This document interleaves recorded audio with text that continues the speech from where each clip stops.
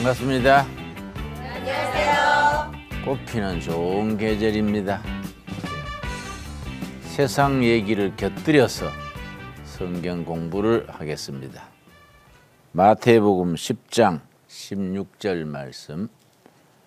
예수님께서 제자들을 전도대로 세상에 파송하시면서 염려하시는 마음에, 안쓰러운 마음에 당부하신 말씀입니다.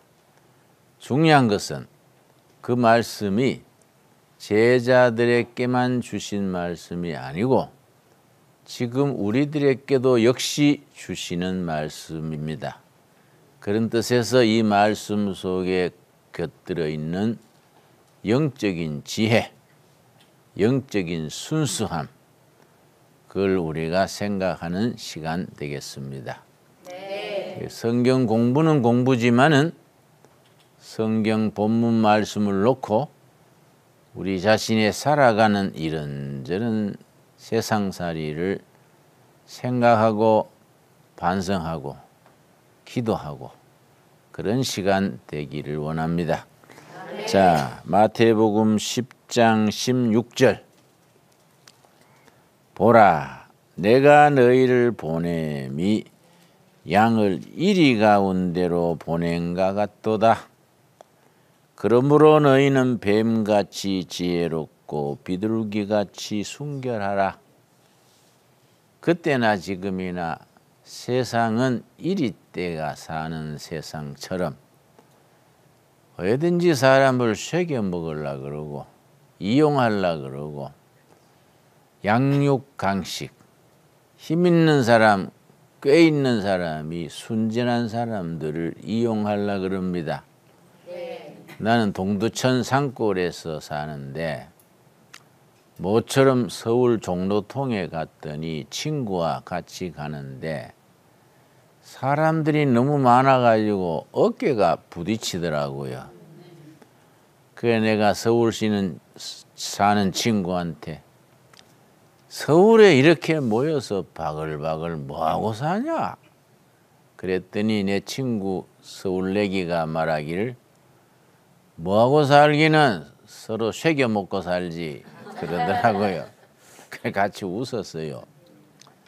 그 속에 우리 예수님의 사람들은 순수함을 지키고 부정직한 사회, 정의롭지 못한 사회에서 정의롭게, 정직하게, 순수하게 산다는 것이 쉽지 않습니다. 네. 예수님이 그걸 다 짐작하시고 제자들을 전도대로 현장에 내보내면서 안쓰럽고 염려가 돼서 내가 너희를 세상에 보내는 것이 순진한 양들을 이리때 가운데 보내는 것 같다. 그라고 하신 말씀. 너희는 그러므로가 중요하지요. 네. 세상은 악하고 너희는 순진함으로 뱀 같은 지혜, 비둘기 같은 순결을 가져라. 두 가지가 서로 잘 안 맞지요. 네. 뱀같이 지혜롭고 비둘기같이 순결하라. 혹은 순수하라.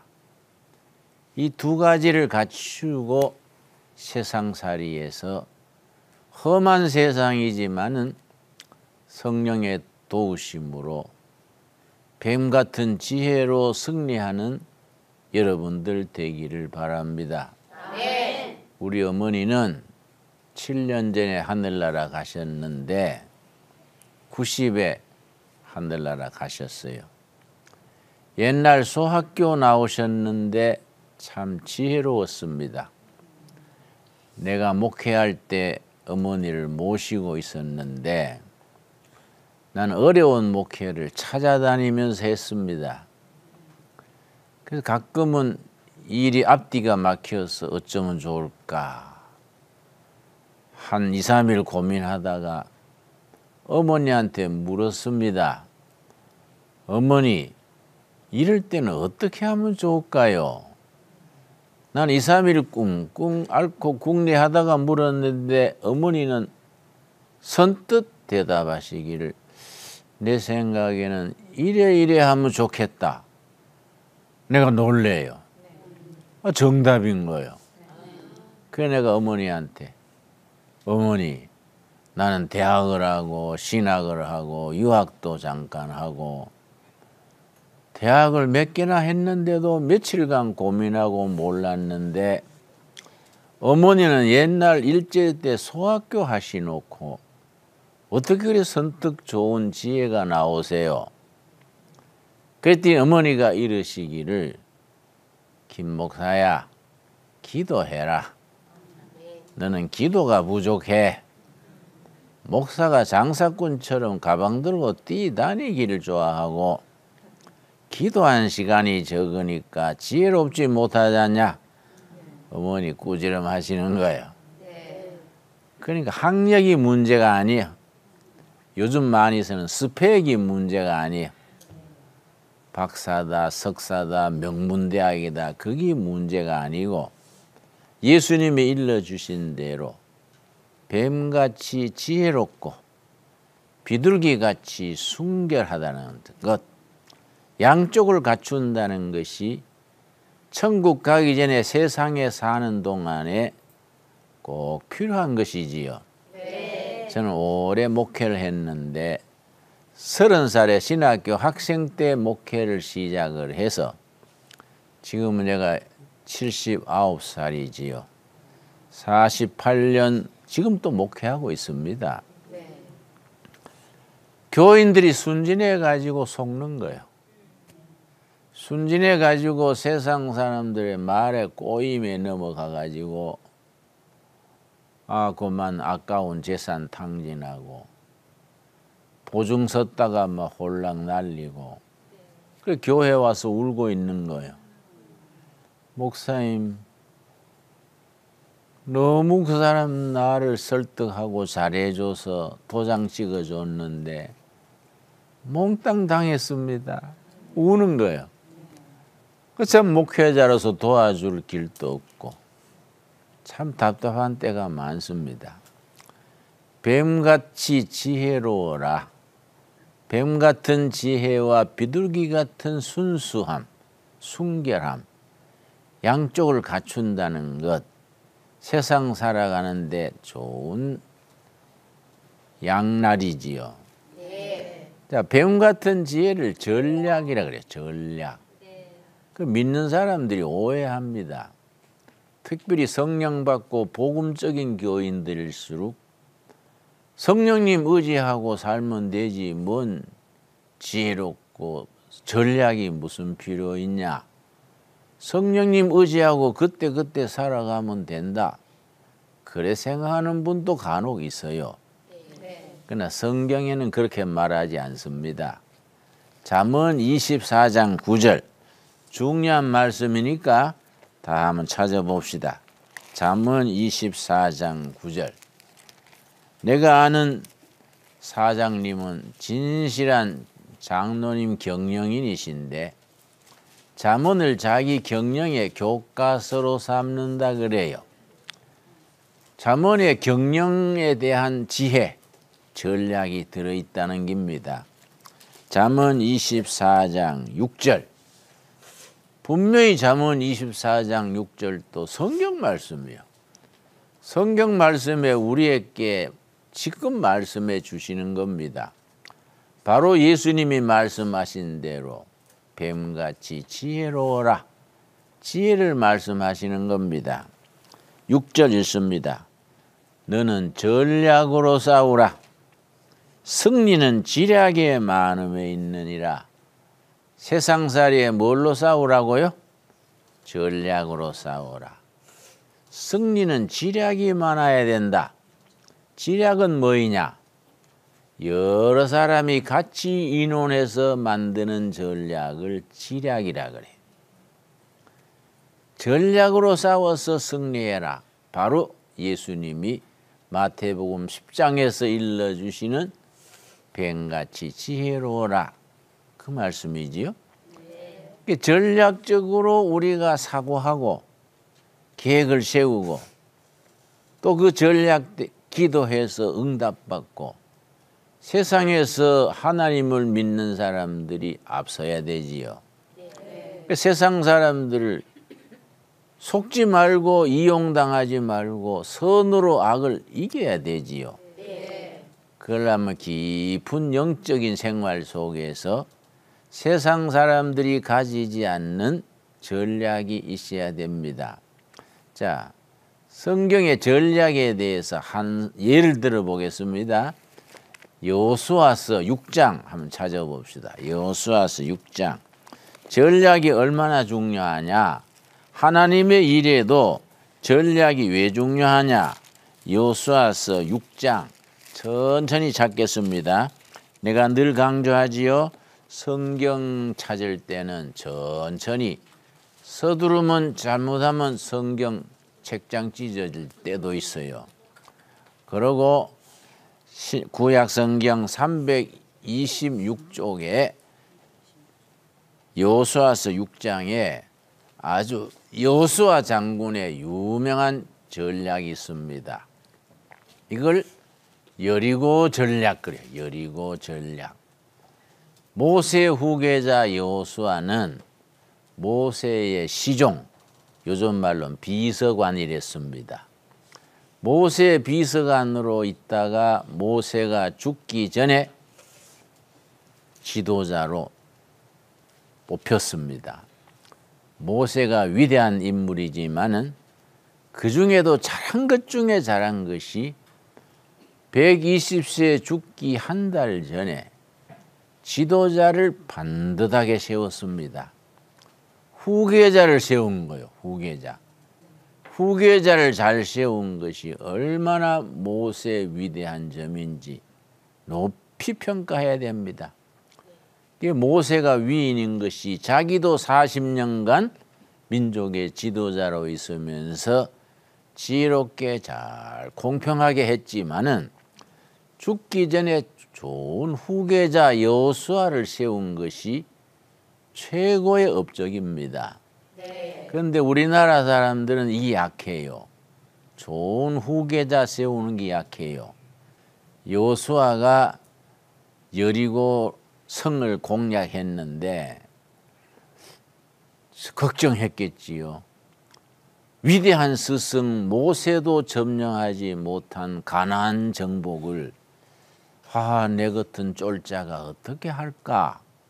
하나님 앞에서 그걸 두려워하니까 하나님께서 그걸 아시고 여호수아서 1장에 뭐라 그랬냐면은 1장 5절 말씀 5절 6절에 여호수아의 승리의 비결이 있습니다. 1장과 2장 처음에 강하라, 담대하라, 용기를 가져라 4번이나 반복해. 4번이나. 여호수아가 기죽을까 봐 새로운 지도자 여호수아에게 강해라, 담대해라, 용기를 가지라, 자신감을 가져라 이를 거듭 말합니다. 6절입니다. 1장 6절 강하고 담대하라. 너는 내가 그들의 조상에게 맹세하여 그들에게 주리라 한 땅을 이 백성에게 차지하게 하리라. 하나님께서 여호수아 앞에 걱정하지 마라.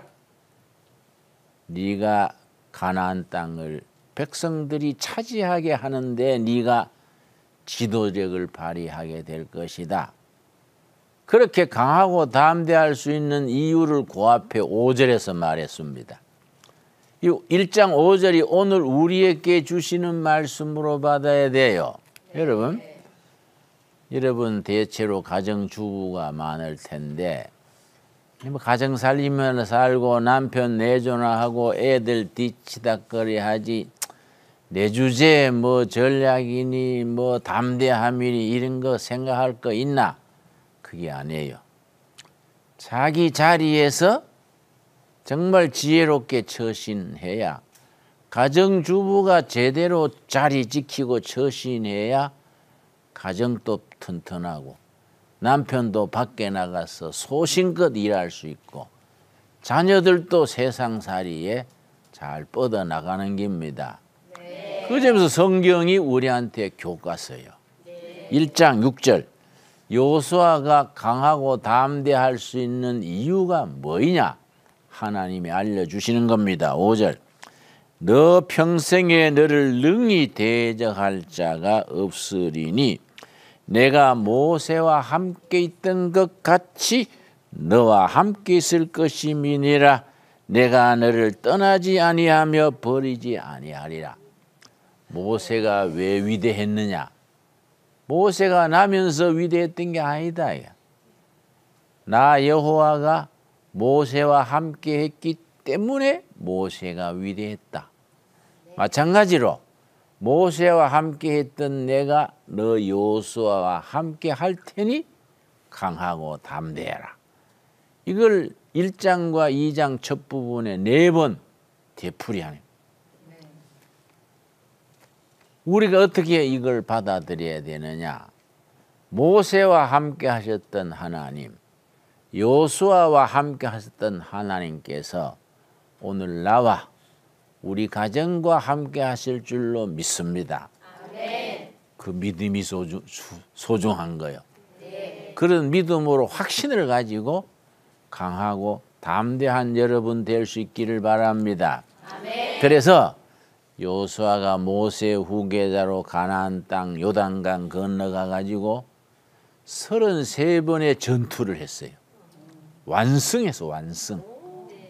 항상 숫자가 더 많은 적, 더 좋은 무기, 더 좋은 방비에서 지키는 적을 33번에 완승했어요. 그 여호수아의 별명이 상승장군 여호수아입니다. 그런데 첫 번째 공략했던 성이 여리고성이에요. 여리고성을 함락하는 데에 하나님께 깊이 기도하고 영적인 지혜를 받아서 전략으로 승리를 한 겁니다. 자, 6장 1절 이스라엘 자손들로 말미암아 여리고는 굳게 닫혔고 출입하는 자가 없더라. 6장 2절 여호와께서 여호수아에게 이르시되 보라 내가 여리고와 그 왕과 용사들을 너 손에 넘겨주었으니 하나님께서 여호수아에게 확신을 준 거예요. 내가 여리고성을 너한테 붙여준다. 확신을 가지고 공격해서 승리하라. 근데 여리고성을 함락시켰는데 그 여호수아의 여리고 작전이라 그래요. 이게 왜 중요하냐? 내가 설명을 하겠습니다. 내가 지금 예수님이 뱀같이 지혜로워라. 그 지혜로운 것은 삶의 전략이라는 걸 설명을 하는 겁니다. 네. 자, 이게 이스라엘 지도라 그럽시다. 이스라엘 지도가 고구마처럼 길쭉해요. 네. 북쪽은 시리아, 옛날에 페르시아, 바벨론, 아시리아 북쪽이요. 남쪽은 이집트. 이 동쪽은 유다 사막이요. 예수님이 거기서 40일 금식하셨어. 유다 사막으로 나가는데 강이 하나 있습니다. 그 유명한 요단강이요. 그런데 이쪽 서쪽은 지중해 바다요. 요새 지중해 바다에서 세일과 오일이 대박이 터져가지고 이스라엘이 앞으로 200년 쓸 석유가 나왔다 그래. 그건 딴 얘기고. 그리고 옛날에는 이스라엘이 석유가 없어가지고 쩔쩔맸는데 지금 석유를 수출해요. 하나님이 복을 주신 거지. 그런데 이 여리고성이 어디에 있느냐? 고구마처럼 길쭉한데 딱 중간에 있어. 여리고성이. 중간에 이게 먼저 점령한 거예요. 그 다음에 내륙으로 아이성이 있어. 아이성을 무너뜨리고 그 다음에 바로 이 남북을 끊었어요. 남쪽과 북쪽을 끊었어. 그게 여호수아의 전략이에요. 왜냐? 북쪽 세력과 남쪽 세력이 힘을 합치지 못하도록 분리시킨 거예요. 그래서 남쪽을 먼저 공략해서 승리하고 그 다음에 북쪽을 점령한 겁니다. 이 여호수아의 여리고 전략이에요. 이게 아주 여호수아의 여리고 전략이 역사에 유명한데 이걸 잘 활용한 사람이 나폴레옹 장군이에요. 나폴레옹은 독서를 많이 했습니다. 나폴레옹은 책을 많이 읽어서 말 위에서도 책 읽으면서 갔습니다. 그런데 나폴레옹이 이런 걸 잘 알았어요. 나폴레옹은 전쟁할 때마다 연전연승이야. 왜냐? 여호수아의 여리고 전략을 사용하는 거예요. 그때는 전쟁할 때 서로 일렬로 서가지고 총 들고 나가는 거예요. 근데 나폴레옹은 지혜로웠어요. 전략을 세워가지고 기병대를 보내가지고 적진을 중앙 돌파를 해서 두 쪽으로 쫙 갈랐어. 군대를 둘로 나눠가지고 70%, 30%. 30%는 한쪽만 지키는 거예요. 70%는 한쪽을 무너뜨리는 거예요. 그 다음에 나머지 합쳐서 다른 쪽을 무너뜨리는 거예요. 이게 여호수아의 여리고 전략에서 배운 거예요. 근데 우리나라 6.25 때 이걸 그대로 써서 승리한 장군 기억나세요? 메가더 장군의 인천 상륙 작전이요. 얼마 전에 인천 상륙 작전한 영화가 있었어요. 혹시 못 보셨어요?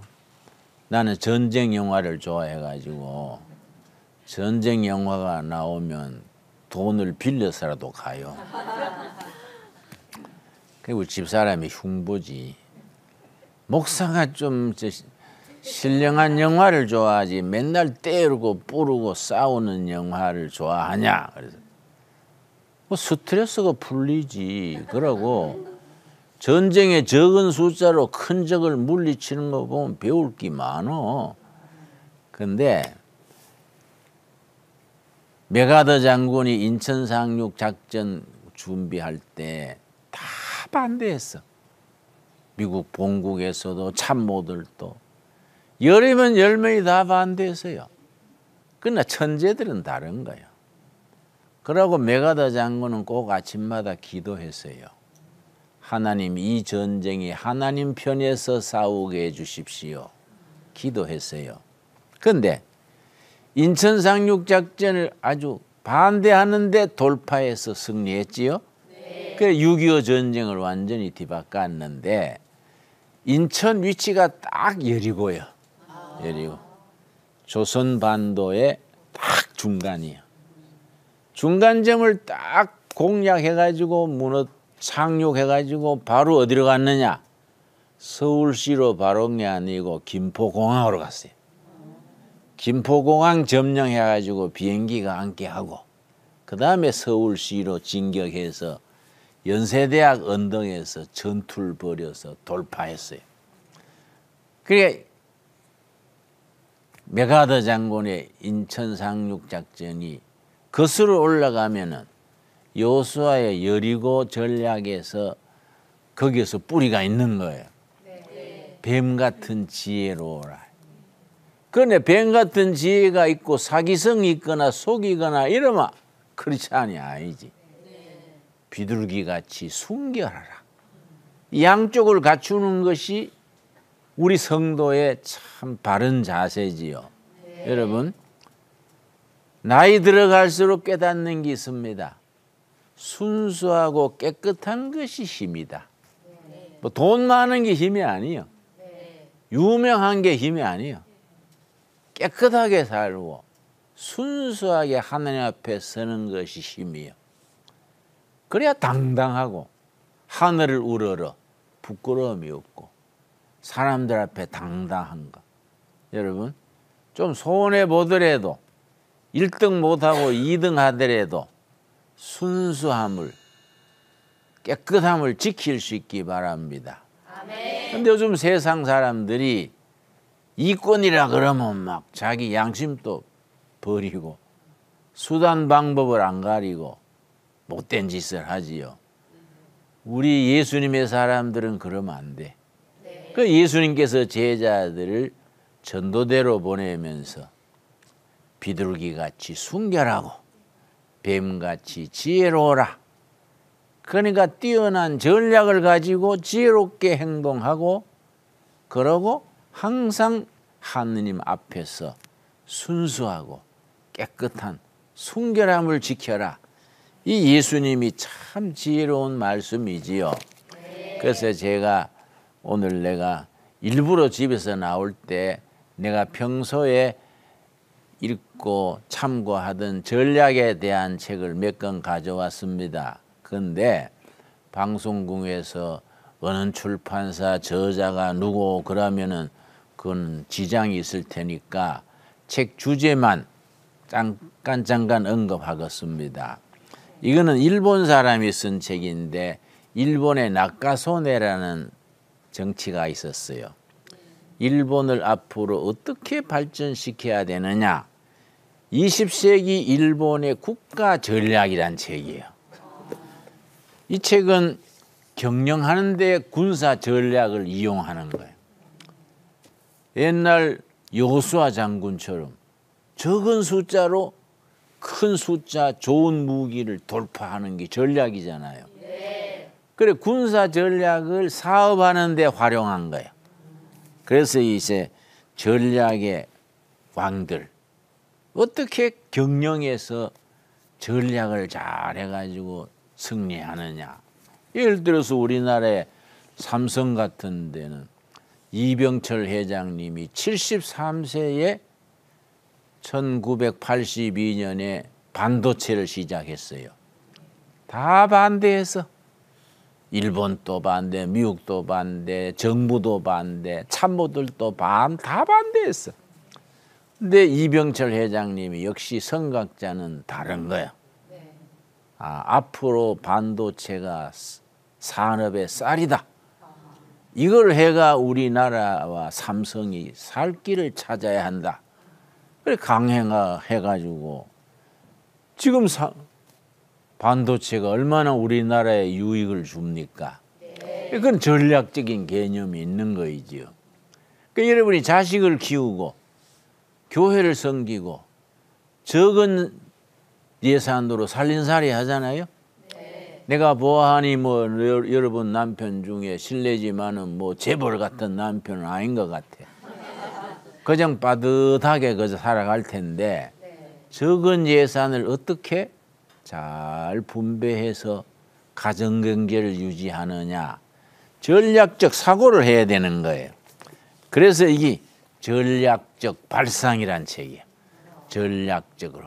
어떻게 전략적으로 생각을 해가지고 작은 자원을 가지고 효과적으로 하느냐. 이 중요한 거이지요. 이거는 중국이 모택동이 뭐 중국을 통일시켰지만은 문화혁명을 해가지고 나라를 쑥대밭으로 만들었어. 3천만 내지 4천만이 뭐 문화혁명 때문에 굶어 죽었으니까. 집단 농장 하느라고. 요즘 북한이 굶어 죽잖아요. 그런데 그 뒤에 등장한 사람이 등소평인데 등소평이 아주 전략가예요. 이 책은 등소평의 전략을 책으로 만들어서 중국에서는 굉장히 중요합니다. 장관 될 때, 장군 될 때 다 이 등소평 전략 사상을 10달간 공부해야 돼요. 이건 이스라엘은 자기들보다 뭐 한 20배나 강한 많은 국가에 둘러싸여 가지고 경제가 흔들리지 않고 나라를 지켜나가잖아요. 이스라엘이 어떻게 국가를 경영하느냐. 이스라엘의 국가를 일으키는 전략책이에요. 국가를 마치 기업 경영하듯이 하는 거예요. 그래서 제목이 창업국가라 그렇게 되어 있습니다. 이거는 이제 고대에서부터 뭐 옛날 여호수아, 옛날 징기스칸, 뭐 나폴레옹, 현대 이르기까지 숱한 전략가들이 어떻게 전략에 승리했느냐. 우리나라의 대표적인 분이 이순신 장군이지. 일본 배는 뭐 100몇십 척인데 자기는 12척밖에 없어. 그런데 정부에다가 상소하기를 소신에게는 아직 12척의 배가 있나이다. 12척을 가지고 전략을 써가지고 100척이 넘는 144척 일본 수군을 무너뜨린 거예요. 그렇게 전략이 중요하지요? 네. 이걸 뱀 같은 지혜라 그래. 뱀 같은 지혜. 그런데 다시 말씀드리거니와 예수님이 뱀같이 지혜로라 그러면 세상적으로 꽤만 발전해가지고 세상 방법으로 수단 방법 안 가르치면 큰일 나지요. 네. 하나님하고 관계가 끊어지는 거예요. 그래서 비둘기같이 순결하라. 이해가지요? 네. 그런데 가까운 예로 중국을 얘기해 봅시다. 장개석 군대하고 모택동 군대가 싸웠지요. 네. 장개석은 크리스찬이에요. 모택동은 공산주의자고 장개석은 일본 육사 나왔어요. 군사 전문가요. 모택동은 중학교 정도 나와가 북경대학 사서의 신부름꾼이요. 뭐 군사 작전에 게임이 안 되는 겁니다. 전투할 때마다 장개석 군대가 이겼어요. 전투할 때마다 이겼는데 중국 전체가 뺏겨버린 거예요. 전투는 이겼는데 전략에 져버린 거예요. 그래서 미국에 피터 드러커라는 경영사상가가 있습니다. 얼마 전에 죽었는데요. 피터 드러커. 꼭 이름 기억하세요. 여러분이 가정주부든 뭐 누구든 그런 사람 책은 평소에 읽어야 돼요. 이 사람이 전략과 전술에 대해서 아주 쉽게 설명을 했습니다. 전략은 뭐이냐? 어디를 간다? 목표를 정하는 거예요. 부산 간다. 일본 도쿄 간다. 전술은 뭐냐? 어떻게 가느냐? 비행기 타고 가냐? 자가용으로 가냐? KTX로 가냐? 어느 게 더 중요합니까? 목표를 정해놓고 가야 되지요. 그러니까 전략이 먼저 딱 서고 그 다음에 전술 방법이 서는데 우리나라의 목회자들이나 국회의원들, 정치하는 분들 보면은 전투는 잘해. 그래가지고 국회의원 당선도 되고 청와대도 들어가고 하는데 크게 보는 전략적이지를 못해. 모처럼 국회의원 되고 청와대 주인 됐는데 제대로 못하는 거예요. 그게 왜냐? 예수님의 말씀처럼 비둘기같이 순결하고 뱀같이 지혜로운 것을 갖추지 못하면 그렇게 되는 겁니다. 네. 그러면 우리가 신앙인으로서 어떻게 할 것인가? 여러분, 기드온 장군 있지요. 기드온. 미디안에 7년간 지배받았습니다. 미디안 군대한테. 곡식 져놓으면 추수 때가 돼가지고 추수 별나 할 때 스쳐 들어오는 거야. 그래 농사 지은 거 다 배가 버리는 거야. 그럼 쫄쫄 굶으면서 농사 지어 놓으면은 다음에 또 추수 할만 할 때 또 와 메뚜기 때처럼 와가지고 걷어가는 거야. 그게 7년 반복했어. 그런데 백성들이 하나님께 부르짖었겠지요. 기드온 장군을 보냈어요. 그 기드온이 나팔을 불면서 골목골목 다니면서 미디안을 물리칩시다. 하나님이 함께 하십니다. 사람들이 막 너무 눌렸으니까 33,000명이 모였어. 근데 하나님께서 너무 많다. 집에 돌려보내라. 숫자가 많으면 너희 숫자로 이겼다 하지 내가 도와줘서 이겼다고 생각을 못하지 않냐. 말이 되지요? 네. 그래서 미디안 군대 앞에 두고 기드온 장군이 여러분 집에 무슨 기다린 사람이 있거나 전쟁이 겁나거나 몸이 불편하거나 그런 분은 집에다 가십시오. 그때 23,000명이 갔어. 10,000명이 남았어. 하나님께서 또 기도원이 기도했겠지요. 하나님 10,000명으로 미디안, 이 왼수 미디안을 물리치겠습니다. 그랬겠지요. 하나님이 또 많다는 거야. 너무 많다. 그리고 10,000명이 너희들이 승리했다 하지 날 믿겠느냐? 정말로 목숨을 거는 알짜 군대만 뽑아라. 그래서 300명 남았어. 300명. 여름에 막 더운데 막 훈련시켜서 목이 마르잖아요. 그럴 때 요단강 강가에 데려가 가지고 주위를 경계하면서 물 마셔라. 그러니까 창이고 칼이고 집어 던져 뿌리고 막 물 마시는 거야. 그런데 그중에 어떤 사람은 딱 손에 무기를 들고 주위를 살피면서 물을 손으로 받아서 핥는 거야.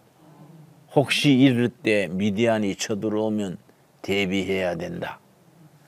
그런 사람이 300명이야. 그 사람을 딱 뽑은 거예요.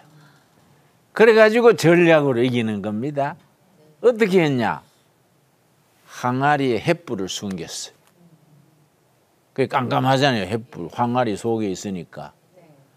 그래가 100명씩 3조로 딱 나눠가지고 포복을 해서 기가 가지고 미디안은 뭐 태평스럽게 자는 거야.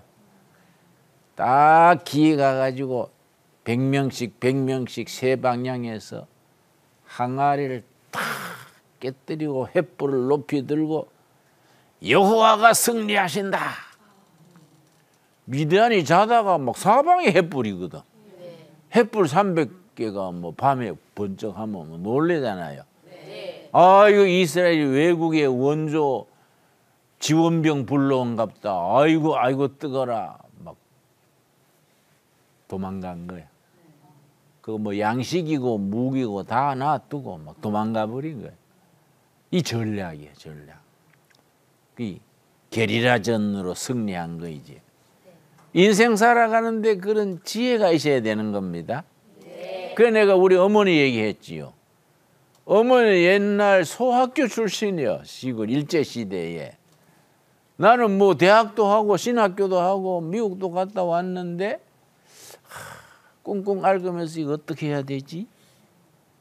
어머니한테 물으니까 척 대답이 나오는 거야. 지혜가 있는 거야, 지혜. 그래서 성경 말씀 야고보서 1장 5절에 너희 중에 지혜가 부족하거든 후히 주시고 꾸짖지 아니하시는 여호와께 기도해라. 그러면 주시리라.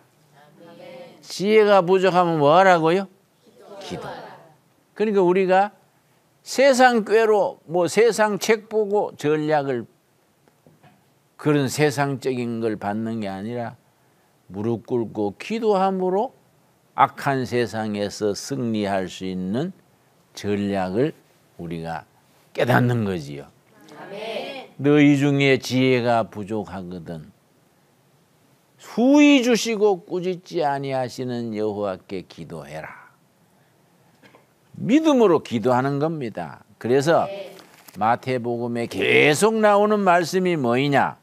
우리가 지금 마태복음 10장 공부하고 있지요? 마태복음에 계속 나오는 말씀이 9장 22절 말씀. 믿음이 우리를 구원하시는 거예요. 그 믿음은 어떤 믿음이냐? 기도 생활이 있는 믿음이야. 그냥 믿습니다 하고 낮잠 자면 어떻게 되겠습니까? 마태복음 9장 22절 12해 혈루증 앓은 여인이 예수님이 옷자락만 잡아도 낫겠지. 간절한 믿음이 있은기라. 예수님께 와가지고 뒤에서 예수님이 옷을 잡았어. 그 혈루병이 낫는 얘기인데 22절 예수께서 돌이켜 그를 보시며 12의 혈루증 앓은 여인을 보시며 이르시되 딸아 안심하라 너 믿음이 너를 구원하였다 하시니 여자가 그 즉시 구원받으니라. 12년 앓던 병이 제자리에 났은 거예요.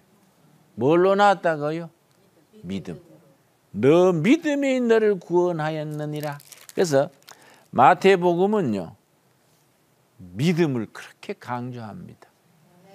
그 8장 26절 말씀, 8장 26절 말씀.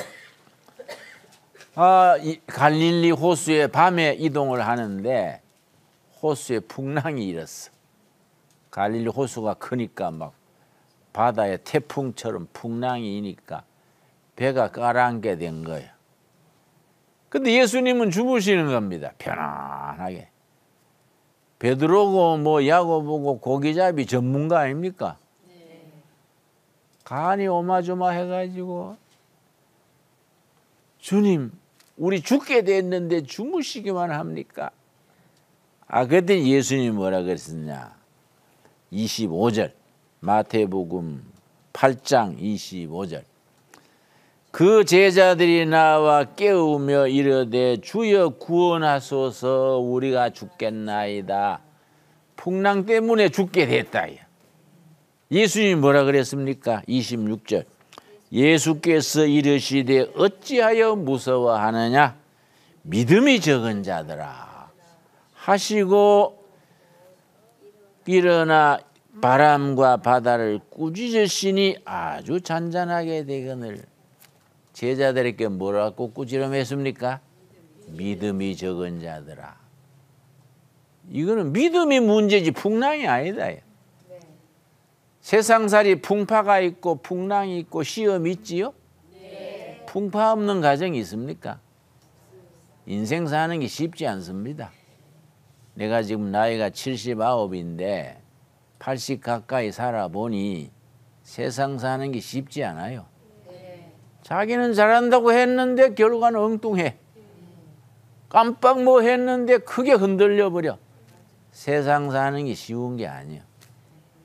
풍파가 일고 바람이 불고 그럴수록 믿음으로 사는 거예요. 예수님께서 믿음이 적은 자들아. 파도가 문제가 아니다. 바람이 문제가 아니다. 태풍이 문제가 아니다. 세상에는 항상 파도가 일고 태풍이 불고 바람이 불지만은 하나님의 자녀들은 믿음으로 사는 거이다. 적게 믿으면 적게 이루어지는 거예요. 크게 믿으면 크게 이루어지는 겁니다. 큰 믿음을 가지고 크게 쓰임받는 여러분들 되기 바랍니다. 오늘 거기까지. 감사합니다.